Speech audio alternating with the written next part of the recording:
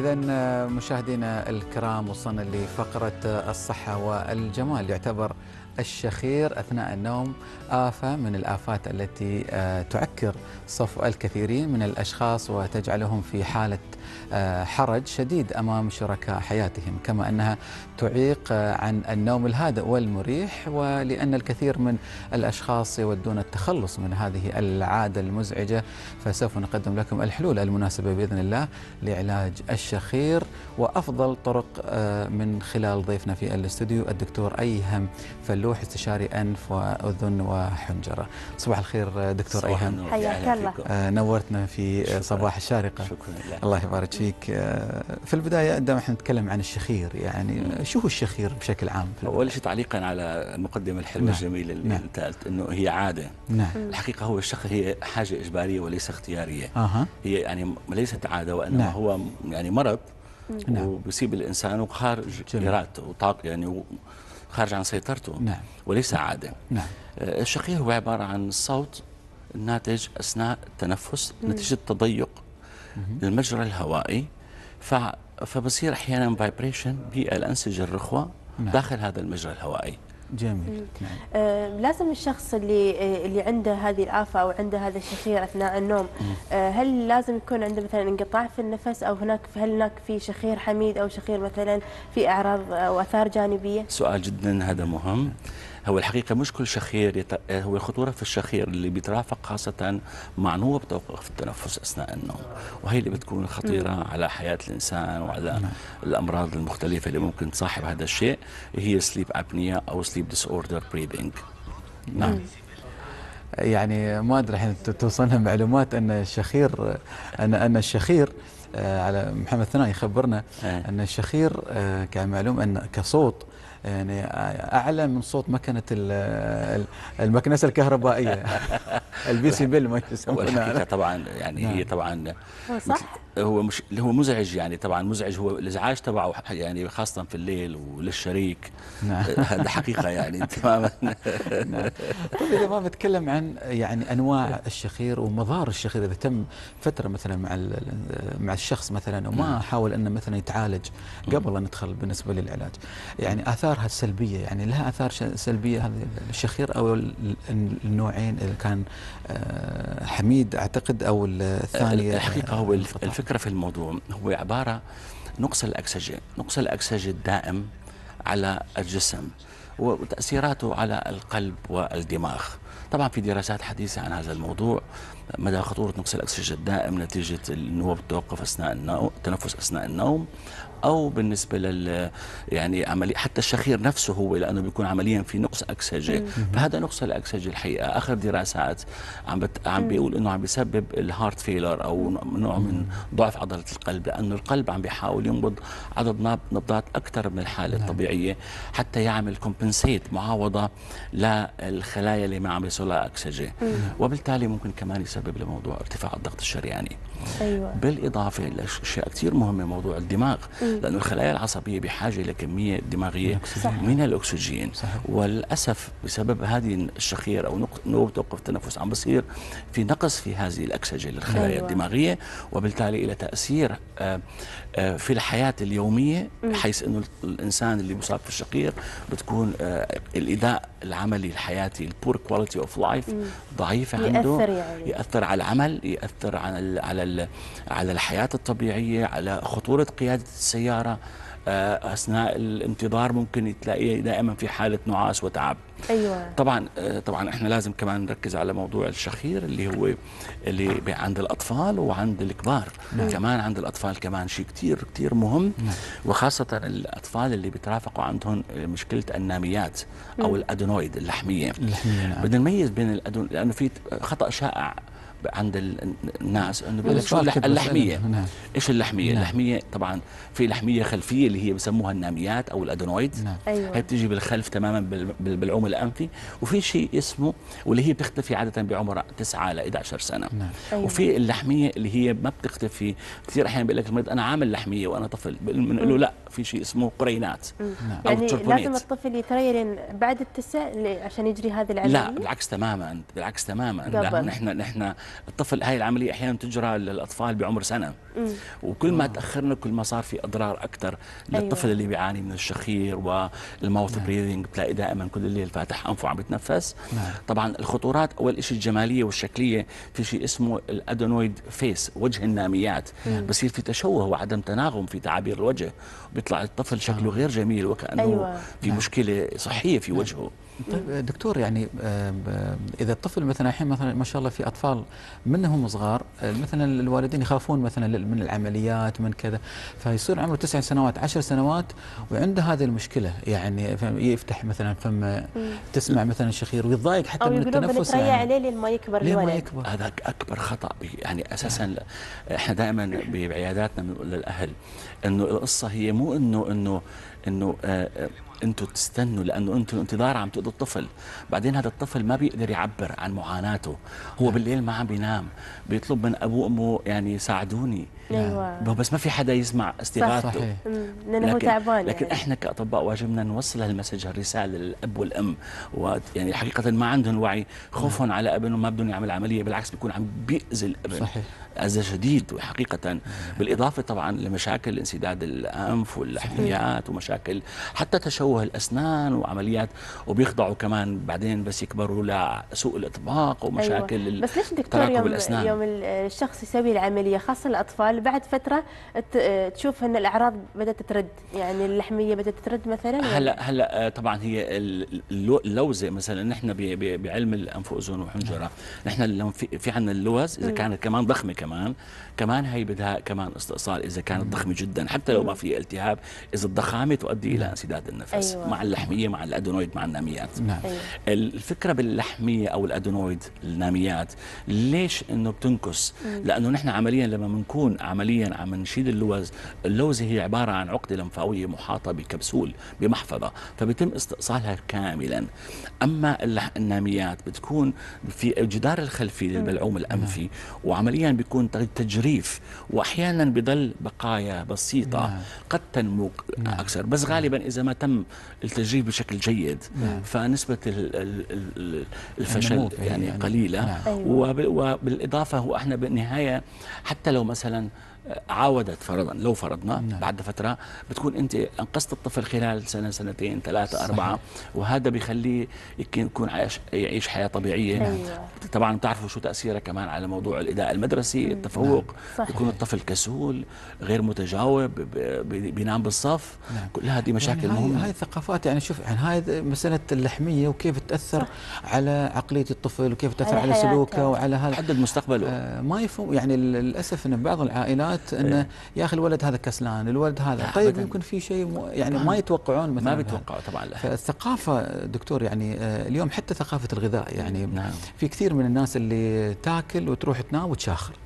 يعني شو علاقه، يعني هل مثلا الحجاب الحاجز مثلا هل له دور مثلا في مساله انه بعد الاكل والتخمه؟ طبعا التخمه والاكل قبل، معنى في الليل يمكن ما يشاخر. لا هو لانه بالانسان بصير كمان حتى بصير اثناء النوم هو شو بصير في استرخاء للعضلات بشكل عام، مشان هيك بصير الشخير. ليش ما بصير الشخير اثناء الصحو وانما لا اثناء النوم؟ لانه العضلات الموجوده في منطقه البلعوم والحنجره كلها بصير فيها استرخاء وبصير في تضيق. طبعا احنا ما عرجنا على اسباب الانسداد، لازم هذا كثير مهم. هو الانبوب التنفسي هو عباره عن تيوب. هذا الانبوب اي جزء في هذا الانبوب يؤدي إلى الانسداد بسبب الشخير، بدءا من فتحة الأنف حتى لآخر الحنجرة. يعني بنبدأ بالتضيق الخارجي لدسامات الأنف وفتحات الأنف، وبالإضافة إلى انحراف الوتيرة أو ديفيدد أوف سبتم، بالإضافة إلى القرينات، بنوصل على الأدينويد، بنرجع للأسفل إذا في ارتخاء أو تطاول بشراع الحنك أو سوفت باليت، أو اللوهات بتكون ضخمة، أو إذا بيكون في عنا حجم اللوزات ضخم جدا، أو السويقات كمان متقاربة، السويقتين اللوزيتين. أيوة. بالإضافة كمان حتى بنوصل على قاعدة اللسان.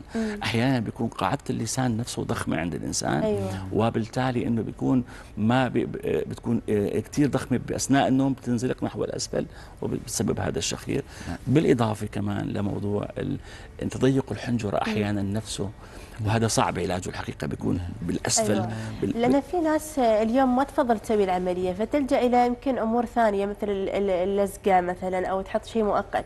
هذا شيء يعني يعالج. هلا اللزقة بتريح حقيقة، بس هو ليس علاج. الإنسان بده يعيش حياة كواليتي اوف لايف حلوة وينبسط ويكون يعني أداؤه جيد. اتس وان لايف، هي شود انجوي ات يعني تخرب لك زوزات يعني. بعدين انا انف واذن وحنجره، وكمان بشتغل تجميل انف كمان. كنت رح احط اللزقه بتعطي شكل بعد فتره، اذا سنوات بتعطي شكل لتغيير الغضاريف حقيقه. نعم سبحان الله. يعني هي منيحه طبعا للحالات البسيطه، للحالات اللي، ونحن طبعا نحن بننصح المريض انه يعني اذا في شيء سبب حقيقي وجراحي وتشريحي فلا بد من اجراءه يعني. نعم. طيب دكتور، احنا تكلمنا عن اسباب الشخير واللحميه شو العلاجات البسيطه اللي ممكن واحد ممكن يعني مبدئيا ممكن انه يساعده طبعا قبل هو العمليه؟ طبعا اذا ما في انسدادات تشريحيه، نعم. طبعا في نصائح مثل ما تفضلت. اول شيء انه عدم العشاء المتاخر، هي وحده. ثانيا تخفيف الوزن. ثالثا النوم، عدم النوم على الظهر. هذه الوضعيه دائما بتسبب الشخير. اختيار الوضعيه الجانبيه. كل ابتعاد عن التدخين، عن المؤرجات، حالات التحسس، كل هذا بيساهم في عمليه تخفيف الشخير. اما بعد العمليه، اذا بنتكلم بعد العمليه، لازم الشخص يعني يكون عنده مثلا نظام جدول، او مثلا يعيش في بيئه ممكن ان يرتاح فيها من ناحيه هلا بعد العمليه خلص، احنا متى ما تمت العمليه وتم فتح هذا المجرى الهوائي لاي سبب من الاسباب كان انسداده، فالمريض بيكون بيعيش حياه طبيعيه. الشخير ما في مشكله. دكتور، ساعات يعني ما شاء الله الاشخاص اللي حوالين الشخص المصاب بهذا المرض ينزعجون انزعاج عجيب، لكن هو ولا مفتكر يعني، هل ما يسمع الصوت يعني مثلا؟ طبعا هو ما بيسمع الصوت. هو شخص مصدوم الحقيقه يعني، هو الله يعينه. طبعا هو المريض انه ما يتنفس بعد، هو ما بيحس طبعا، لانه هو اساسا النوم له 4 مراحل. والانسان بينام 8 ساعات، فيا دوب انه يمر بهال4 مراحل مره او مرتين. حتى اساسا هو في المرحله الرابعه اللي هي مرحله الاشباع بتقوم بيصحى.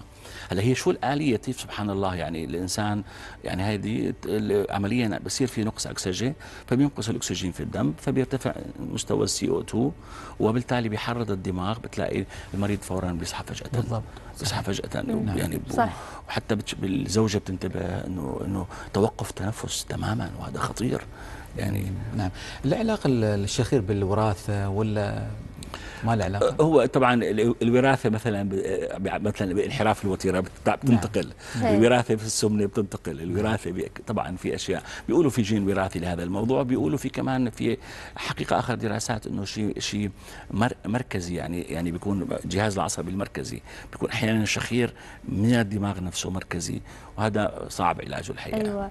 ايوه. نحن نلاحظ ان اكثر شيء الشخير يصيب الاطفال، واحس انه يصيب كبار السن بعد. هو السبب انه الاطفال غالبا بسبب اللحميات، واذا في وزن زائد.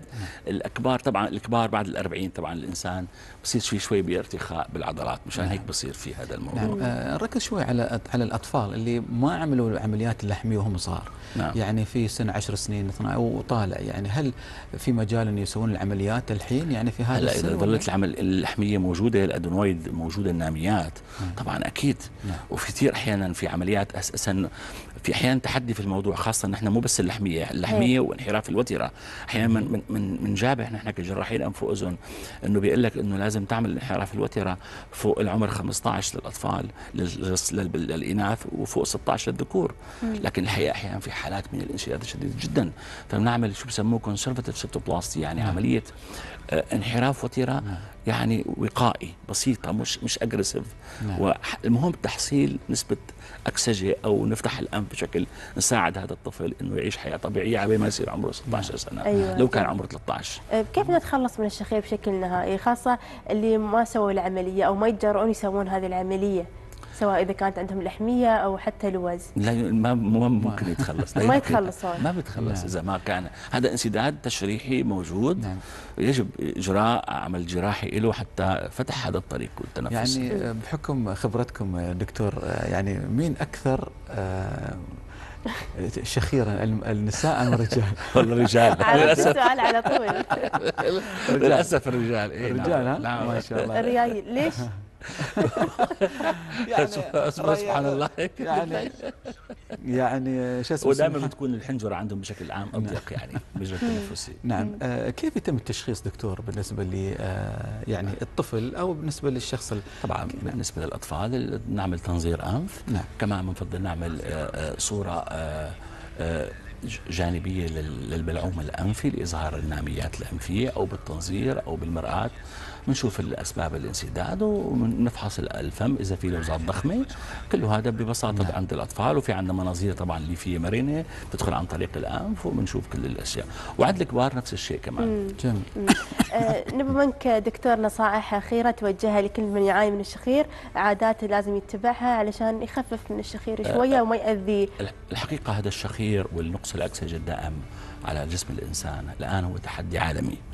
والآن أصبح في وعي عالمي في أمريكا وفي الدول الأوروبية، وصار في عليه دراسات كبيرة أنه الإنسان ما كان يهتم. لأنه كثير نحن عندنا مرضى بيجوا عندنا على العيادة بس بشكوى أذن، بتلاقي حقيقة هي مشكلة من الأنف وسداد الأنف. فالمريض not realized، ما بيدرك أنه هذا الموضوع خطير ومهم، والحقيقة هو major problem، مشكلة رئيسية وجوهرية في الوقاية لازم نحلها حتى نعمل وقاية للأمراض اللي بتصير في المستقبل. نعم. طيب دكتور، في سؤال يعني يعني عفوا اخوي محمد، طريقة النوم يعني إيه؟ طريقة النوم تفضلت انه على الظهر، لا يفضل على الظهر طبعا. نعم. يعني انا سؤالي ما كان كذي، سؤالي بس من باب الدعابة يعني. نعم. في يعني دكاترة اخصائيين انف واذن وحنجرة يعانون من الشخير؟ طبعا لا اكيد لا شك، بس انا ما بعاني الحمد لله. بتشخر دكتور؟ لا بس يمكن ما تحس بعمرك دكتور. لا وكانت الزوجه كانت. يعطيك العافيه دكتور. الله يسلمك. طبعا شاكرين لك. انا بعد زوجتي طبيبه كمان، هي يعني ما شاء الله يعني ما شاء الله. ان شاء الله. يعطيك العافيه، شاكرين لك تواجدك معنا اليوم. شكرا. اذا مشاهدينا كل الشكر والتقدير للدكتور ايهم فلوح، استشاري انف واذن وحنجره، على هذه المعلومات القيمه والمفيده. مشاهدينا ناخذ فاصل سريع ومن بعدها راجعين في صباح الشارقه، تريونا.